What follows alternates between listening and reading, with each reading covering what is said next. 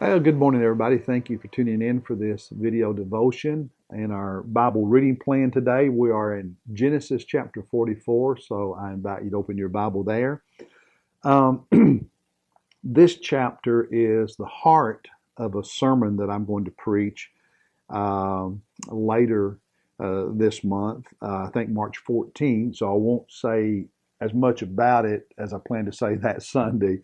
But let me begin by asking a question. Is there anybody in your life hard to love? I mean, anybody that you care about them, you love them, but they don't always make it easy.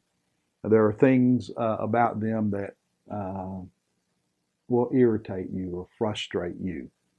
I think that's true for all of us. And if we've lived long, been married a long time, been in relationships for any extended period of time, we realize that love has to learn how to love people in spite of, not always because of. That we look at people realistically and we say, yeah, I know there's that about them that irritates me, but I love them anyway.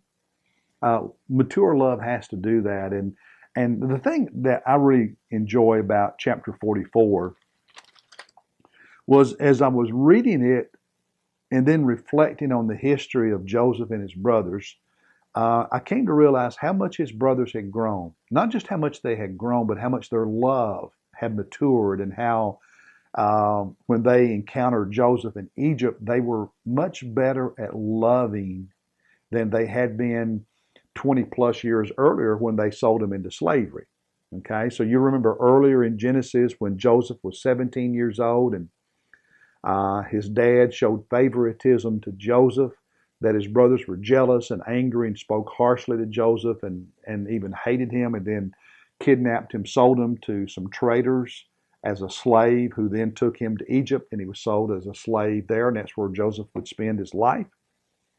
And of course, after 13 years, Joseph, through interpreting Pharaoh's dreams, was released from prison, then elevated to the second most powerful and prominent position in all of Egypt.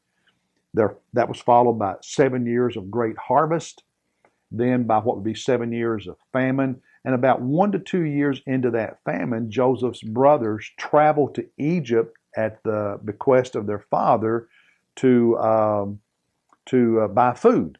And of course, as you remember from reading these chapters, they end up making 2 trips to get food, and Joseph puts them through various tests. He recognizes them, but his brothers don't recognize him. Remember, last time they saw him, he was 17. Now he's about 39, give or take.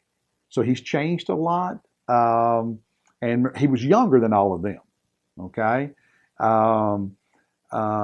And also he's wearing the clothing of royalty, the clothing of the king and the government. So they just didn't recognize him, but he did him. And he puts them through all these tests.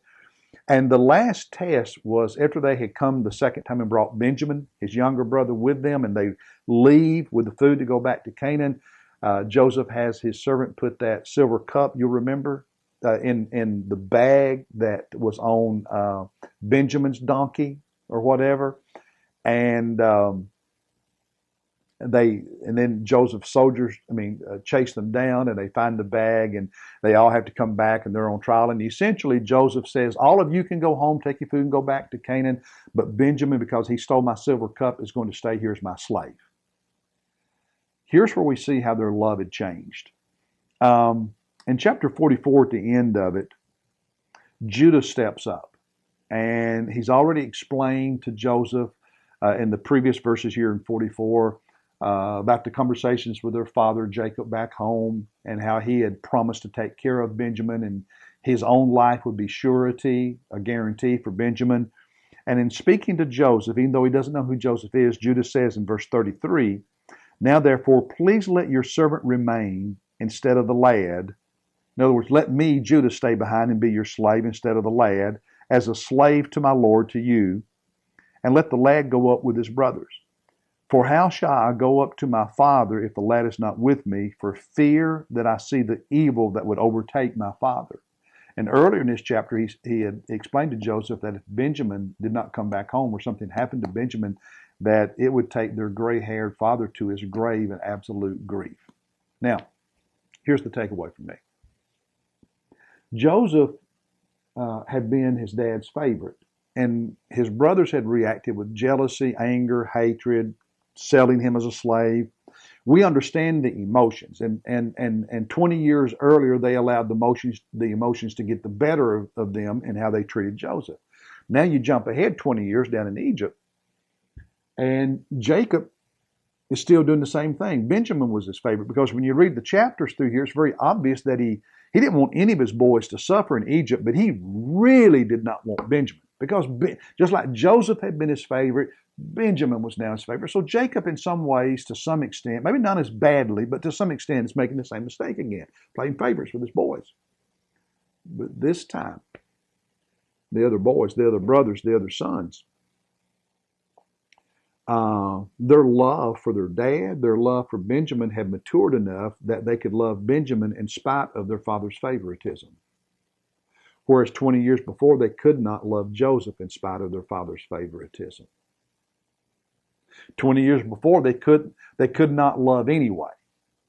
Okay? They could not love in spite of. 20 years down the road in Egypt, they are able to love in spite of. They are able to see that, yeah, Benjamin's dad's favorites, but we love him anyway, and we love our dad anyway. Their love had matured. It had developed. It had grown. That's important because I think if you're going to have a marriage that thrives over the decades, if you're going to maintain relationships with your family, especially your extended family, if you're going to keep healthy relationships at work, in the neighborhood, you're going to have to learn how to love people in spite of. Your love needs to grow and mature to the point that you love people anyway, that you see their faults, you see the issues, and you just love them anyway. I don't know how to love anybody long term without growing to that, without getting to the place that I have that kind of love, because everybody I love has faults and things that irritate me. And you know what? Everybody that loves me in spite of some of my faults. You can't be in relationships without a mature love that says, I'm going to love somebody anyway. And some of you would be so much better off and so much happier and so much healthier if you could learn to love people anyway. I don't know who that is in your life. You do. Learn to love some people anyway. Hey, God bless you. I'll see you tomorrow.